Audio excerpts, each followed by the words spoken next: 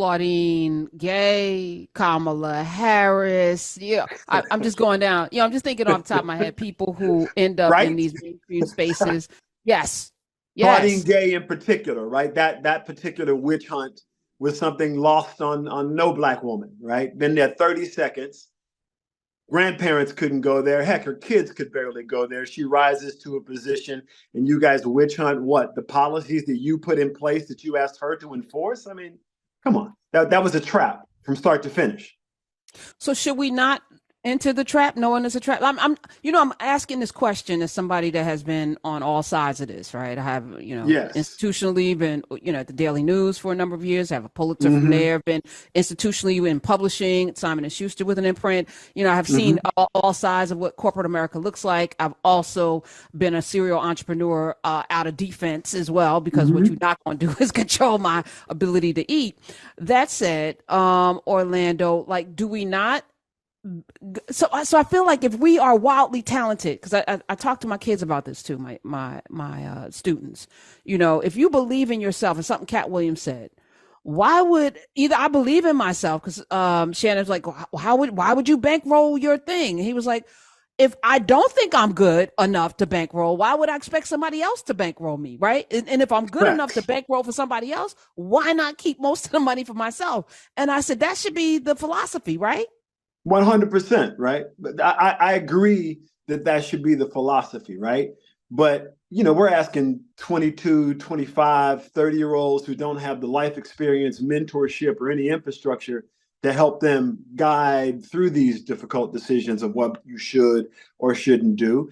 And corporate America is a particular type of trap for everybody, right? It's a different thing for everyone. It's not like it's exclusive to us. We got our own sets of problems, but our problems are institutional, far beyond corporate America, right? So it's just the way things play themselves out, right? We all know this, right? So I don't think it's a question of do you do it or do you not do it.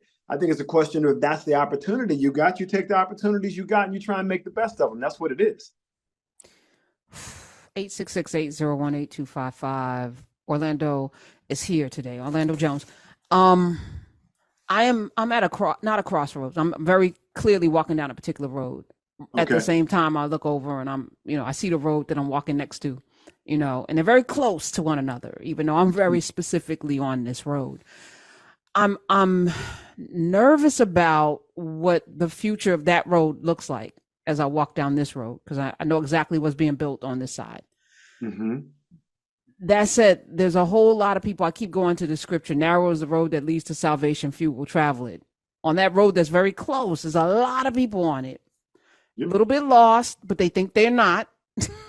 you know Always the and folly of and youth.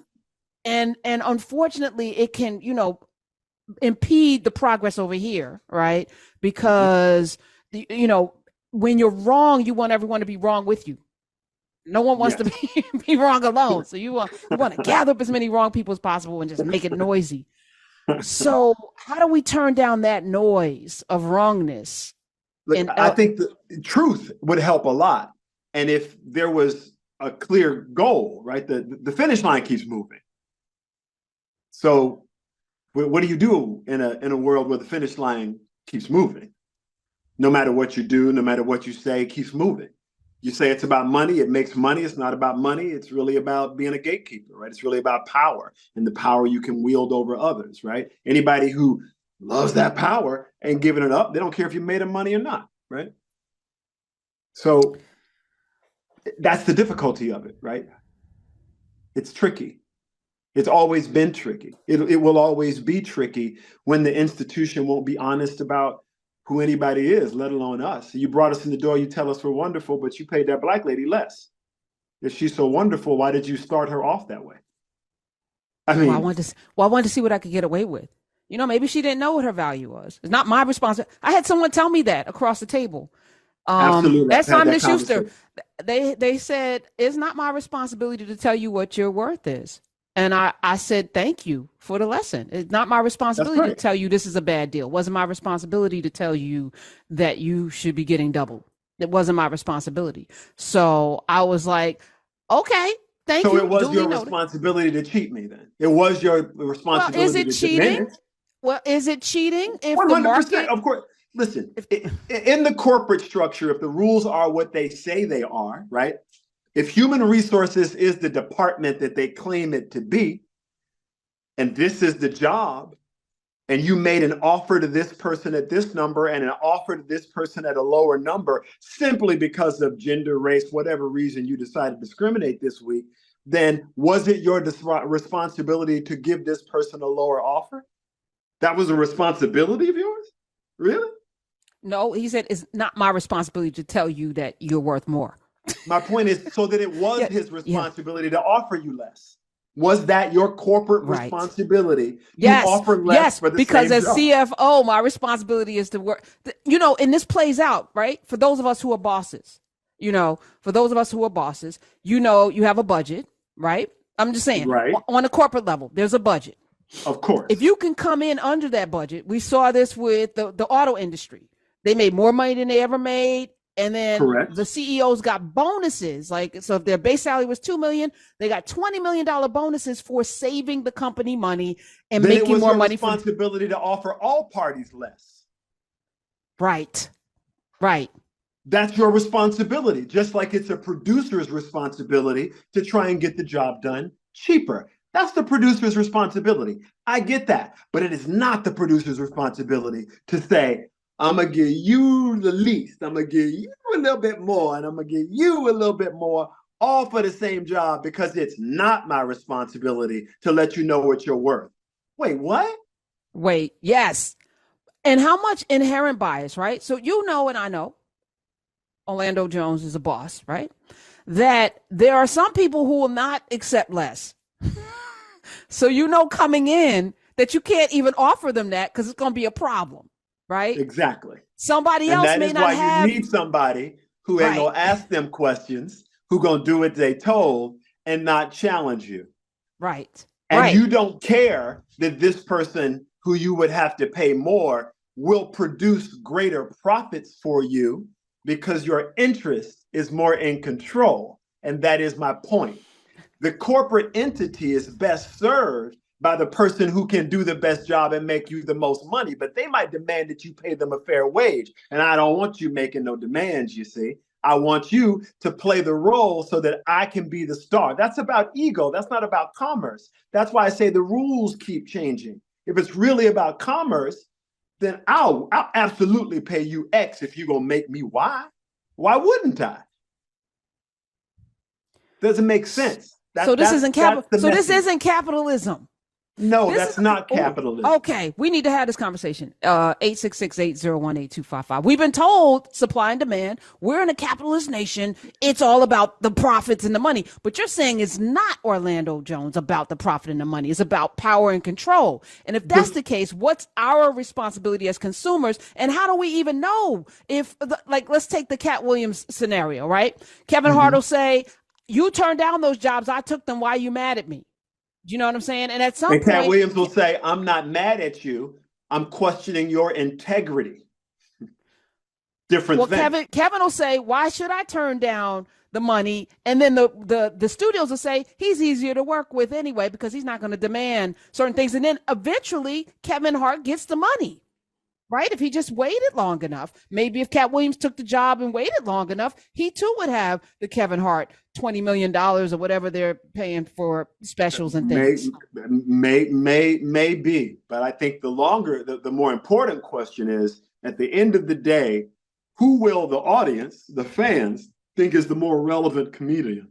Who will be the more relevant artist? Who the media tells them is, because we are so easily brainwashed, right? So this is, as we're having this conversation, I've had this conversation with myself to the point where it's like, surely people will see good over mediocre. They'll know the difference. Surely they won't possibly elect a president who went bankrupt 6 times. Mediocrity can't win. Surely people are smarter than that. I've had this conversation, right? So you're actually making my point that people don't care whether it's better or good or great. They don't care if people are telling them this is what's good. I'm looking at Lil Nas X coming out with another album on Friday. I'm gonna talk more about him, but I use him as an example, not to beat him up, but he is not a musical talent. He can't sing very well. He doesn't rap very well. He is a media made corporate computer made, like, and his genius is in understanding trolling. He was very good at that as one of those Nicki Minaj barbs. He knew algorithms. He knew how to play with that. So he's a genius in terms of marketing. But you outsell Michael Jackson and the Beatles, we're in the annals of history 100 years from now, they're going to have him at the top of that, like as if he's great. I don't think that's the case. I think Prince said it right and said it best. He fought against the Little Nas X's of the world because he said they play no instruments, they have no talent, and when it's all said and done, they won't be relevant. I don't think we'll be singing Little Nas X songs the way that we sing Prince songs. I don't think that we'll be singing those songs the way we sing Stevie Wonder songs. We don't, and we won't. Will he function for what they want him to function for? Yeah, good on him. I'm not mad at dude, but art doesn't function in that particular way. There are plenty of people that were pushed to the forefront. I ask myself this all the time, Karen. I have a bunch of movies that run in rotation on cable television. These movies are 15, 20 years old. They have made so many more movies since those movies. But why are they still on? Why? Clearly because people come and watch them. Now, other movies made a lot more money, a lot more successful, a lot bigger stars, but they're not running on the loop. So it's not exactly as people make it out to be. It's not as black and white as they claim it is. And you nor your children are going to be singing Lil Nas X songs. Maybe Old Town Road will make it, but that'll be it. Okay. Because you don't know any other Lil Nas X I don't. songs. I really don't. And I'm mad at that I know Old Town Road. And if you're talking about on a loop, we talking Drumline for sure. 866-880-1825. Replacements is on a loop, right? Evolution is on a loop. Time Machine is on a loop. Time Machine, come on through, librarian. Biker Boys is on a loop. Office Space is on a loop. Those are all loops. Now, none of those movies performed, right?